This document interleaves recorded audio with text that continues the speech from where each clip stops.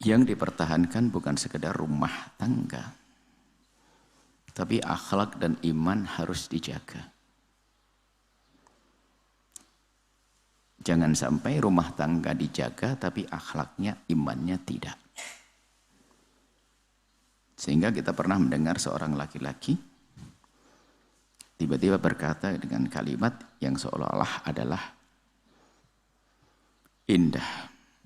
Dia berkata, sudahlah, apapun yang terjadi kalau istri, nggak perlu kita pakai marah-marah, nggak perlu pakai kita ribut dengan istri. Termasuk di antara hubungan intim sekalipun kalau memang dia terlalu capek. Kita harus sabar, seorang laki-laki. Nggak usahlah kita paksain, kan dia yang rawat anak juga capek, masak capek. Kalimat indah. Seolah-olah itu mempertahankan rumah tangga. Tapi ujungnya tidak ada iman. Lalu dia berkata apa? Mengagetkan. Kalau urusan kesenangan kita bisa cari di luar. Allah. Astaghfirullahaladzim. Lihat. Dan kita mendengar langsung orang itu.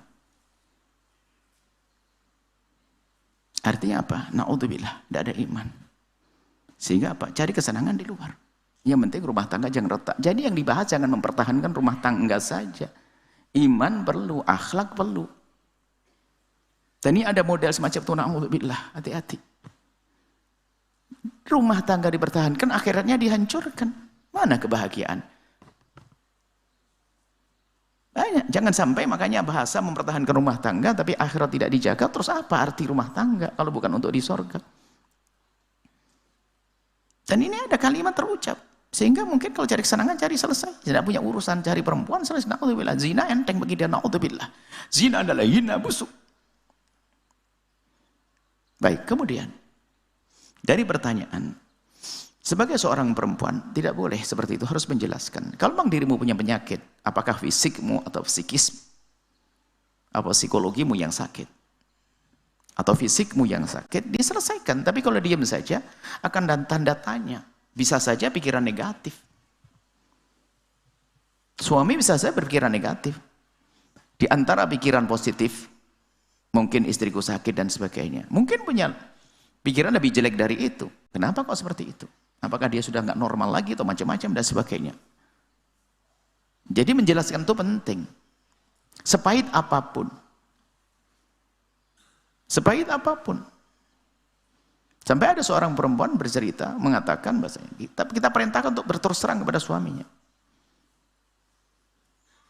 Dia nggak mau digauli dan sebagainya, bermacam-macam cepat-cepat. Suatu ketika, kenapa kok kamu tidak mau digauli suamiku?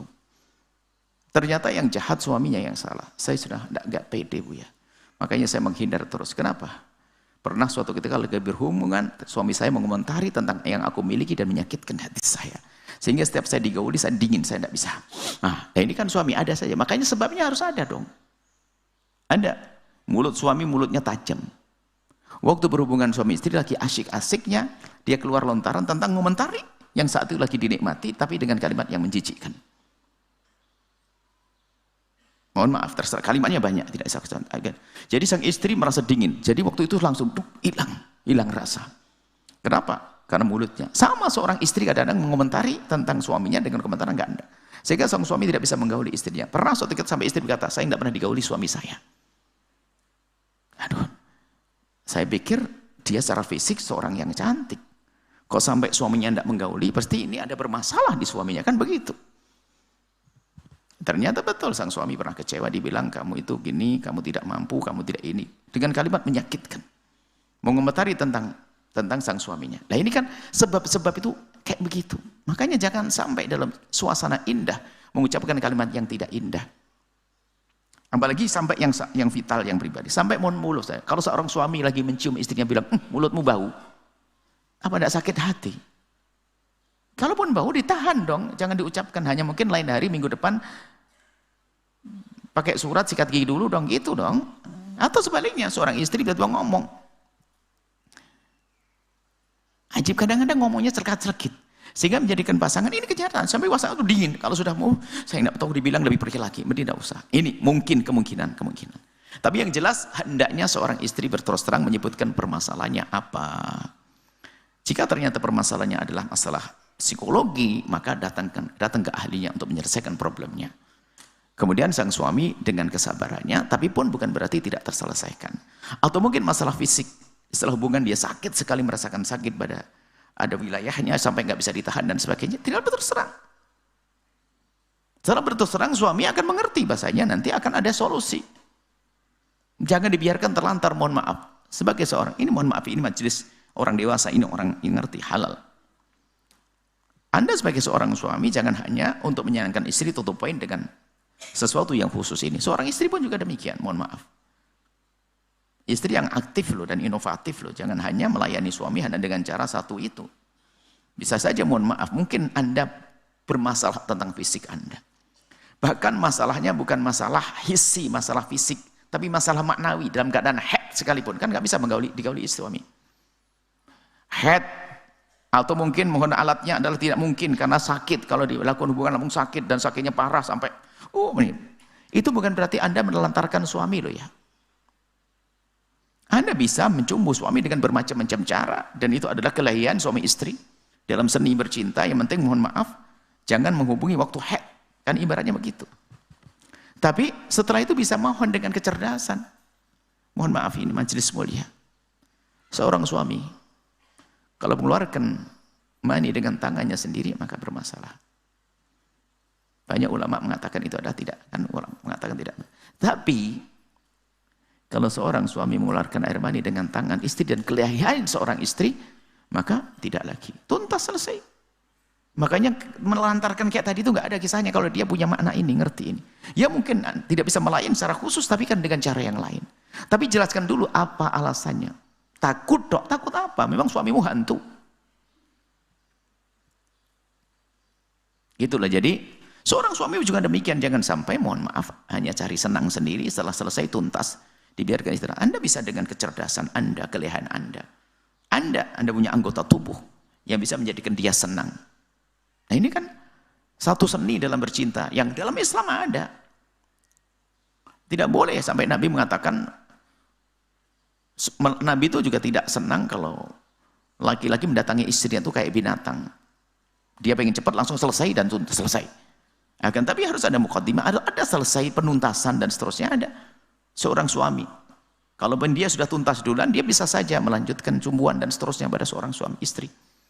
Tidak boleh seperti binatang. Nabi mengatakan, ada seorang suami datang istrinya datang, selesai. Anda tuh binatang kan begitu. Ayam.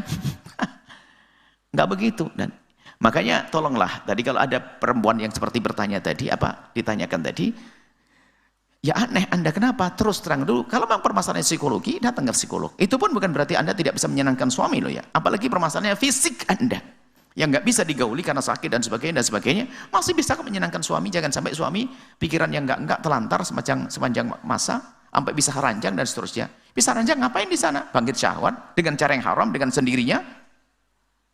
Berarti istri ikut andil dalam mendosakan sang suami dong. Kan bisa saja dengan cara-cara Anda. Apalagi istri yang dicintainya tentu pembangkit syahwat dirinya. Sangat berbeda dong. Akan tapi kadang seorang perempuan tidak cerdas. Istrinya suaminya ditelantarkan sampai sebulan, 2 bulan dan sebagainya. Nah, kita perlu cerdas dalam bercinta.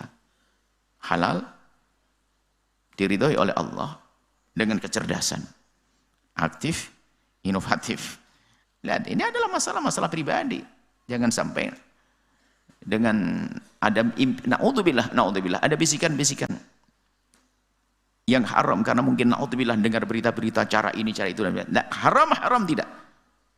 Lintasan haram jangan. Halal istriku, suamiku, selesai.